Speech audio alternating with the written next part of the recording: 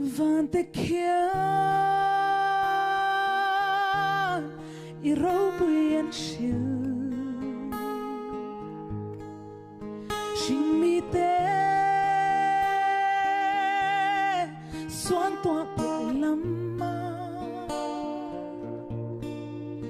I rau bui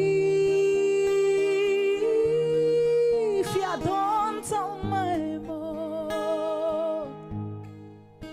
Anh mèo nghe ani I rau bui dan hi Voi khát tile lo kang Van te kia I rau bui an shin Shin mi te Soan tua pia lama I rau bui Fia don tau mai mo Anh mèo nghe ani I rau bui dan hi I lam kan lo hoi nang phang turi I min pha ka zai choi moi I rau bui fakin thei to bin kan la me rim moi kan lan rim moi moi ber kan taksa kan lan kan thei to bi kay ver mai hian mo nang la rau bui ka phak che Casual hiya Imamay tarlang Oh, botiat hiya Ikomay ashil fiya Lulu hiya Dot hiya tarlang Mangayle patian Za ngai thei ni I lam kan lo hoi nang phang turi I min phang ka zai choi moi I rau bui fakin thei to bin kan la me ri moi kan ron lan ri moi moi ber kan taksa kan lan kan thei to bi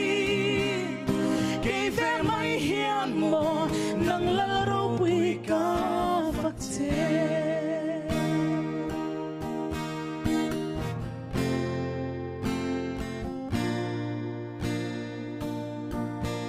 kan lan che itang kan thin lung kan lan che itang kan taksa hi kay maa thei na zong hi nang mèo ne na lan aluga ti ber ilam kan lo hoi nang factory iming fakazay choi moi I rau bui fakin kay to pin kan la me rimoy kan ron lan rimoy moi per kan taksa kan lan kan thei to pi kay ve mai hian mo nang lal rau bui ka phak che hallelujah kan lan che itan kan thin lung Kan lan che tan kan taksa kan lan che itan kan taksa hi kay maa thei na zong hi nang mèo ne na lang aluga ti ber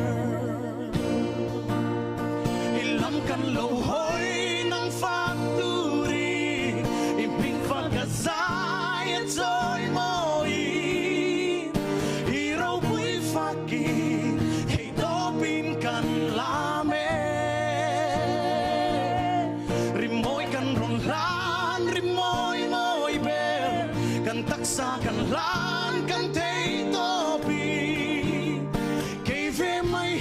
mo nang laro pu'y ka fatse